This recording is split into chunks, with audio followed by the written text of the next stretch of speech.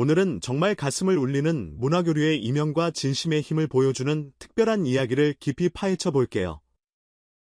여러분, 국제 무대에서 벌어지는 드라마 같은 사건들, 들어보신 적 있으신가요? 오늘의 주제는 바로 도쿄 국제문화교류 페스티벌에서 일어난 논란과 감동의 스토리예요. 한국 대표 아티스트 빈에서 씨가 겪은 그날의 사건을 중심으로 배경부터 결과까지 세세하게 분석해보며 왜 이 이야기가 지금도 회자되는지 함께 탐구해볼게요. 이 소식은 단순한 엔터테인먼트가 아니라 편견과 용기의 충돌을 통해 배울 점이 많아요. 구독과 좋아요 눌러주시고 댓글로 여러분의 생각도 공유해주세요. 자, 시작해볼까요? 먼저 사건의 발단을 자세히 짚어보죠. 도쿄 국제문화교류 페스티벌은 각국 아티스트들이 자국어로 무대를 꾸미는 행사로 유명해요. 이 페스티벌의 취지는 문화 다양성을 존중하고 교류를 촉진하는 거예요. 그런데 한국 대표로 선정된 빈에서 기획에만 특별한 요청이 들어왔어요. 일본어로 준비해 주시겠습니까? 이 한 문장이 모든 걸 바꿔놓았죠. 공식적으로는 행사 주최 측의 입장이 아니었고 통역도 준비되어 있었으며 사전 기준에도 일본어 구사 능력이 포함되지 않았어요. 그런데 왜 이 요청이 빈에서 씨에게 그것도 무대 전날 리허설 직전에 전달됐을까요? 이 부분을 분석해보면 단순한 실수가 아니라 의도적인 요소가 보입니다. 행사 관계자들은 분위기 맞추기 위한 조정이라고 웃으며 넘겼지만 현장 분위기는 긴장감으로 가득 찼어요. 이 요청의 타이밍이 의심스러운 이유는 아티스트의 정신적 부담을 최대화할 수 있는 순간이었기 때문이에요. 리허설 직전이라면 이미 준비된 무대를 바꾸기 어렵고 스트레스가 극에 달할 때죠. 이로 인해 빈에서 씨의 팀 내에서 작은 파문이 일어났어요. 매니저와 스태프들은 당황을 감추지 못했지만 외부로 드러나지 않게 내부적으로만 논의됐어요. 이 요청의 배경인물을 분석해보면 일본 민영방송 JT문화 채널의 편성 책임자 하시모토 켄지 씨가 핵심이에요. 그는 이번 페스티벌의 자문위원으로 참여했으며 과거 K-팝과 한국 대중문화에 대한 비판적 견해로 알려진 인물입니다. 구체적으로 몇 해 전 한 프로그램에서 한국 아티스트들은 테크닉은 뛰어나지만 진정성은 부족하다는 발언으로 논란을 일으켰어요. 2023년 인터뷰에서도 한국 음악은 기술적으로 정교하지만 듣는 이의 감정을 건드리는 깊이는 떨어진다고 말한 기록이 있어요. 이 발언들은 일본 내 일부 보수적인 문화 인사들의 한국 콘텐츠에 대한 거리감을 반영해요.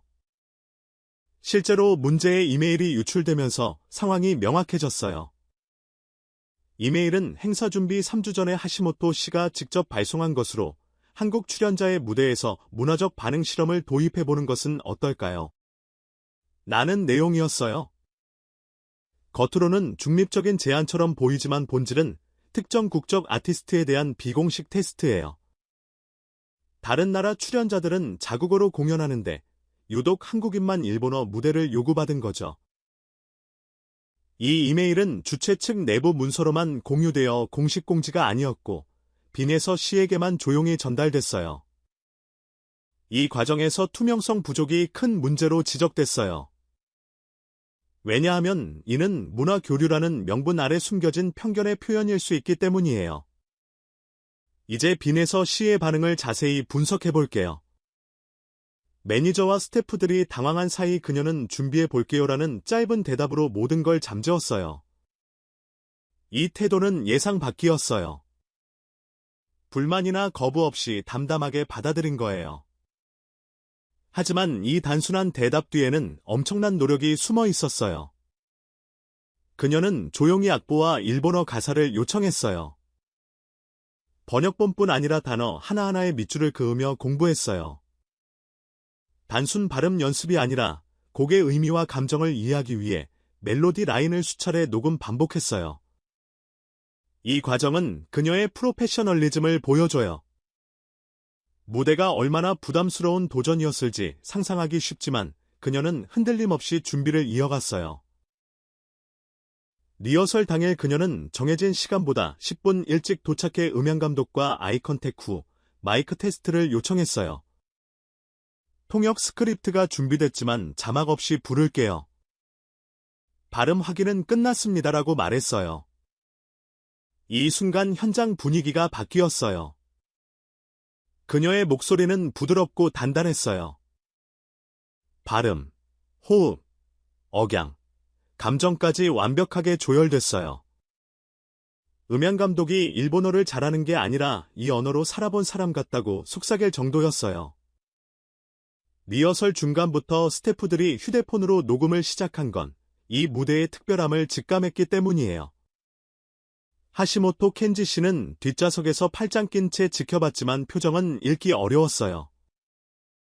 리허설 후 그는 별말 없이 자리를 떴어요.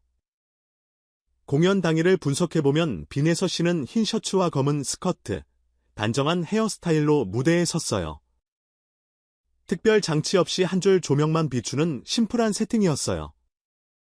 마이크를 잡은 손끝이 미세하게 떨렸지만 눈빛은 깊었어요. 관객 웅성거림이 멈춘 후 이 노래는 제 진심입니다라고 말한 뒤 음악이 시작됐어요. 노래가 흐르자 객석은 정적에 잠겼어요.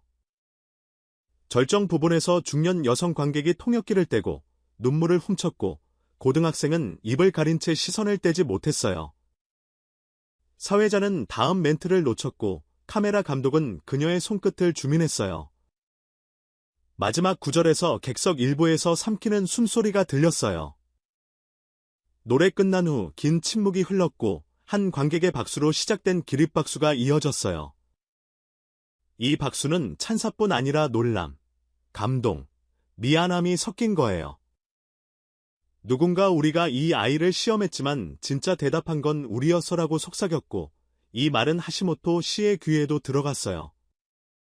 사건의 후속 조치를 자세히 보죠.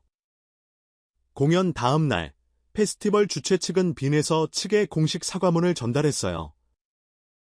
더 놀라운 건 하시모토 켄지 씨가 직접 보낸 편지예요. 나는 그동안 음악을 판단할 기준이 있다고 믿었습니다. 하지만 그 무대 앞에서 내가 갖고 있던 기준이 얼마나 좁고 편협했는지 깨달았습니다. 진심으로 사과드립니다. 이 사과는 온라인 커뮤니티를 통해 빠르게 퍼졌고 일본 측 인사가 한국 아티스트에게 사과한 첫 사례로 언론에 소개됐어요. JT 문화 채널은 한일 음악 교류 특집을 긴급 편성했어요. 하시모토 씨는 프로그램 마지막에 등장해 그날 무대는 나를 바꿨습니다. 빈에서 씨, 고맙습니다라고 말했어요. 이 영상은 유튜브에 업로드됐고 그는 음악을 통해 내가 무너졌고 음악을 통해 내가 다시 배웠습니다라고 했어요. 빈에서 씨의 반응도 분석할 가치가 있어요. 그녀는 별다른 인터뷰 없이 귀국했어요. 공항에서 소수 팬과 매체를 만나 여느 날처럼 인사하고 연습실로 향했어요. 팬카페에 남긴 글은 사람의 말보다 먼저 닿을 수 있는 것이 있다면 저는 그게 마음이라고 믿습니다.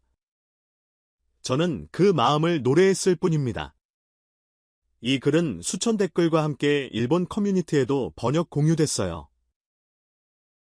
일본 SNS에서는 샵사인 한국소녀 이진심 해시태그가 수십만 건 공유됐어요. 영상은 100만 뷰를 넘었고 관객들의 눈물과 회자가 증명하듯 감동이 컸어요. 이 사건의 더 넓은 의미를 분석해보면 문화체육관 광부와 외교부는 공동성명을 통해 아시아 문화 외교의 모범적 사례로 평가했어요. 향후 청소년 예술 교류 프로그램의 빈에서 시를 특별 자문으로 위촉할 예정이에요. 일본 문화청은 차기 국제 행사에 그녀를 정식 초청하며 이번엔 당신의 언어로 당신의 감정으로 불러달라는 메시지를 전했어요. 이 변화는 한 개인의 용기가 어떻게 편견을 무너뜨리는지 보여줘요. 빈에서 시를 감성의 대사나 편견을 부수는 소리의 힘으로 부르는 시선도 생겼지만 그녀는 조용히 연습실로 돌아갔어요. 한 방송에서 그 무대는 당신에게 어떤 의미였나요? 물었을 때 저는 누군가에게 시험받았다고 느끼지 않았어요. 저는 단지 저 자신에게 솔직해지고 싶었을 뿐이에요 라고 답했어요. 이 대답은 사건의 본질을 드러내어 편견으로 시작된 질문이 진심으로 응답받아 이해의 대화로 변한 거예요. 이 스토리를 통해 배울 점은 많아요. 음악은 국경을 넘고 용기는 세대의 벽을 넘겨요. 한 곡의 노래가 감정을 깨우는 힘을 분석해보면 언어가 아닌 마음이 핵심이에요. 지금도 누군가 그 무대를 재생하며 우리가 들은 건 노래가 아니라 외면의 온 감정 자체라고 느낄 거예요. 트로트 365뉴스는 이런 진짜 이야기를 깊이 파헤쳐 여러분께 전해드릴게요. 다음 소식도 기대해주세요. 구독, 공유, 댓글 부탁드려요. 감사합니다.